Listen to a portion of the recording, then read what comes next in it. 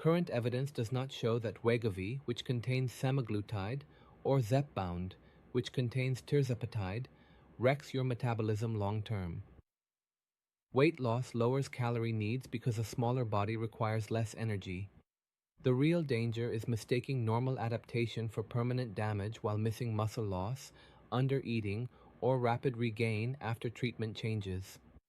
Those problems matter, but they are not the same as a broken metabolism. These medicines reduce appetite and help meals feel satisfying with less food. As calorie intake falls, the body uses stored fat, body weight drops, and moving a lighter body costs less energy. A smaller body also has less tissue to support at rest, so total calorie use usually falls with weight. Your body may also become more efficient during weight loss. This response is called adaptive thermogenesis, meaning calorie burn can fall slightly more than body size alone predicts. It is a normal defense against continued weight loss, not evidence that Wegovy or Zepbound has poisoned your metabolism. Metabolism is not one switch that a drug permanently turns down.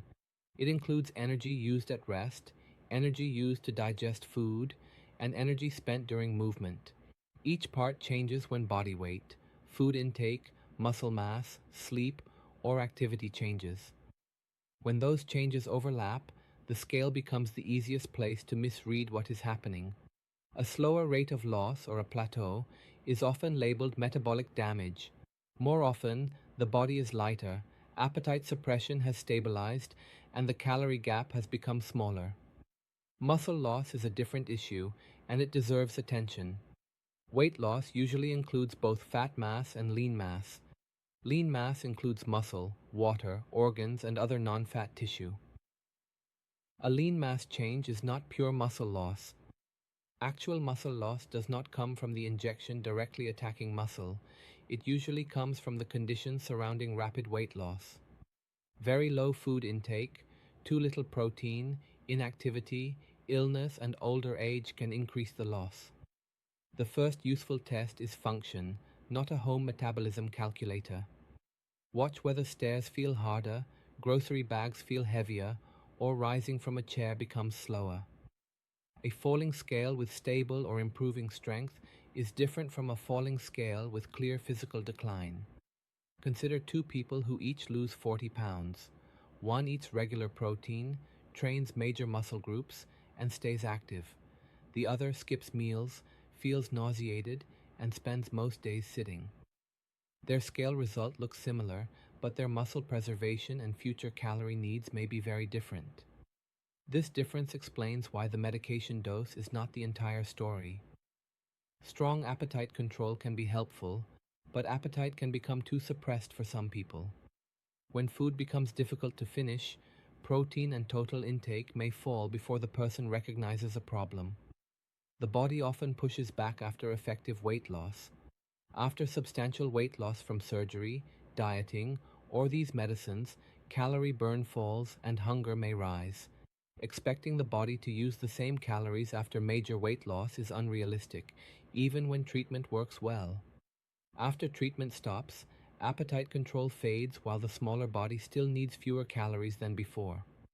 Hunger can return faster than old eating patterns change. This creates a strong setup for regain without permanent metabolic injury.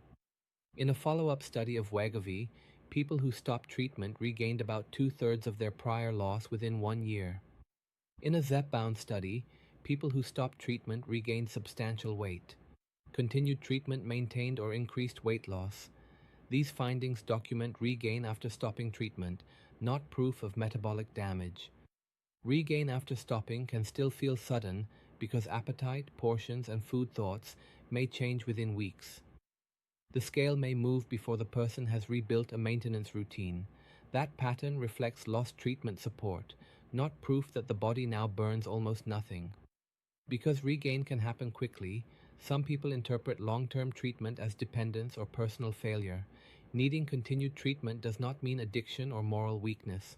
Obesity often returns when effective treatment is removed, so decisions should balance benefit, side effects, cost, access, and personal goals.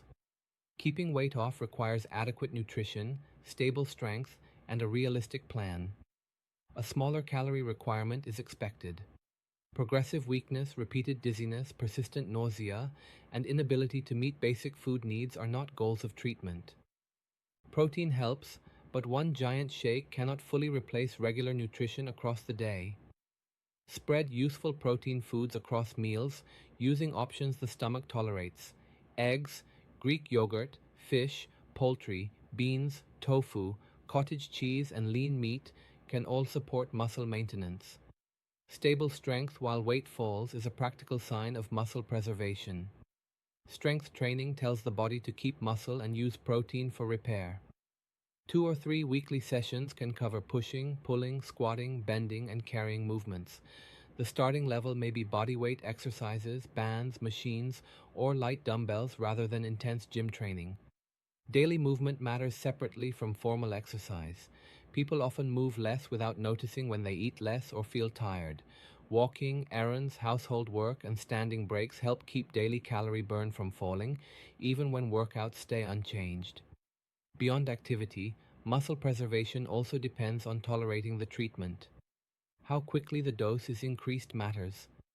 Persistent vomiting, dehydration, or an inability to eat enough can cause weakness and nutrient shortages. Slower increases may protect strength without losing the benefit.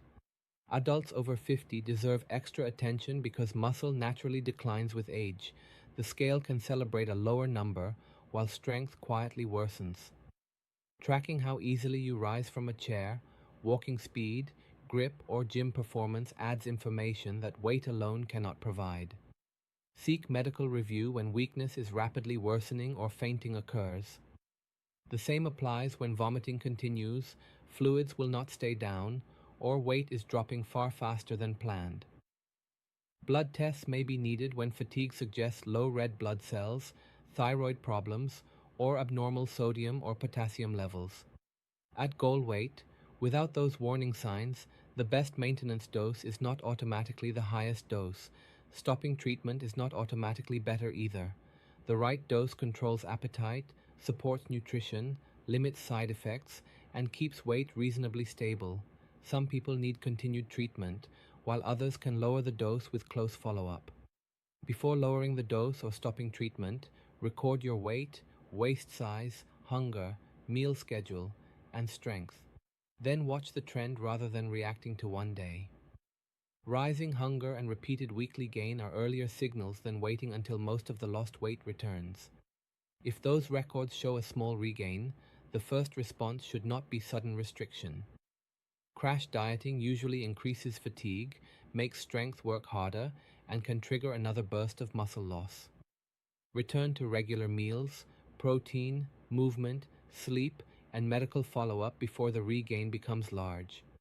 Wegovy and Zepbound do not appear to wreck metabolism long-term. They help create weight loss, and weight loss naturally lowers calorie needs. The preventable problems are excessive muscle loss, poor nutrition, inactivity, and stopping treatment without a plan when appetite quickly returns. Judge success by more than the scale. Look for lower body fat, stable strength, tolerable side effects, adequate nutrition, and a maintenance plan that survives real life. A smaller body should burn fewer calories. It should not leave you weaker, undernourished, or convinced your metabolism is permanently broken. Medicine simplified. That's what this channel does.